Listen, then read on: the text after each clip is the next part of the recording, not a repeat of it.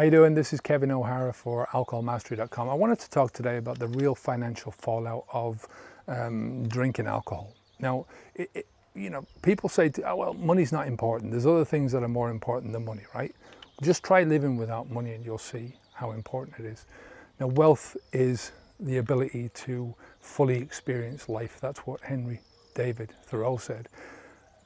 But he's talking more about the wealth of experience, the wealth of how you spend your time, how you live your life moment by moment by moment. You do need money for that, and I just can't tell you how much money I spent over the years, a lot. And there's a lot of areas where you do lose money. I mean, there's the obvious ones, right? Buying the alcohol, right? That's an obvious one. Whenever you go out and you hand over money for your booze, right, that's going to cost you. And you can add that up over the year, right? When I was drinking, the cost didn't really matter that much, because if I couldn't afford to go to the bar, if I didn't have much money, I'd go and buy cheap booze and I'd drink that at home. If I had more money and I was after getting paid from a job or something like that, then I could afford to go out to a bar and I could buy better quality booze, if you want to put it like that. Booze that I could drink in a better situation, or just afford to spend more and to hand more over the counter. After that is the stuff that you buy because you're drunk, because you've been drinking, right? This is when you go for fast food after you've come out of the pub, or you order fast food in because you're drinking at home and you can't be arsed cooking. The taxis that you've bought or paid for because you want to get home from the pub and you don't want to drive your car.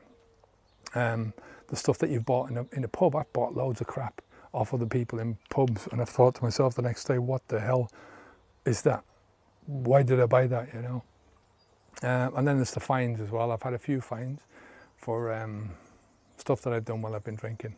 So the next one is the stuff that you spend on, not when you're drunk, but when you've got hungover. And that's the same kind of stuff, it's fast food, the hair of the dog, for instance, medications, because you've got a hangover, you've got a headache, you're feeling not too good, And again, you might have to take a taxi to work the next morning because you're still drunk and you can't drive. I think the most important loss that you will have are the opportunities missed. And that for me is massive, right?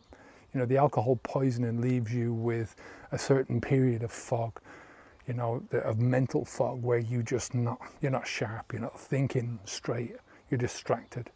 And that for me lasts not a day, it doesn't last the next day. This gets, obviously, the older you get and the more you've been drinking, the more sensitive you are to this kind of stuff.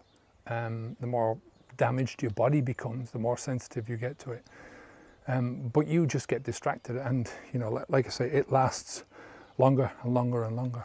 But it's a sliding scale, so I mean, you start the next day and you're not thinking right, but it lasts for days afterwards. Even if you're young, you'll find that your sharpness doesn't come back straight away. So this lack of focus just forces you to make bad decisions, and those bad decisions then turn out to be poor actions as well. So if you're working for somebody else, it might not sort of affect you if you're going into work and you're not really, if it's not really on point that you're suffering, that you're drunk or anything like that, you might keep your job. In some jobs, if you're working with a load of lads or something like that, it might be, it's a point of clapping yourself on the thing, oh geez, you've got a hangover today. Oh well, you'll suffer tomorrow.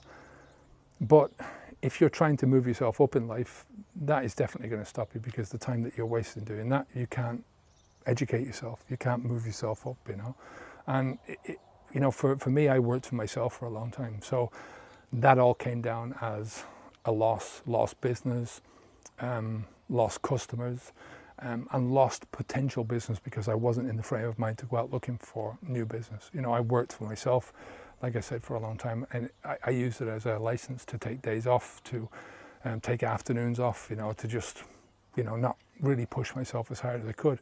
I worked until I had enough. I worked, if I needed money for that week, I'd work a couple of days, 2 or 3 days in that week, and then I'd be able to go out. You know, sometimes it cost me, when I add up all the costs, around €200 a week. So what's that, $250 in dollars? Maybe a bit less. That's unbelievable to me now when I think back. I'm just absolutely bewildered by that fact that I could spend that much on alcohol. Like I say, there was some weeks when I spent less, some weeks I spent more. And I'm not really ashamed of that. It was part of who I was. It was a part of my life.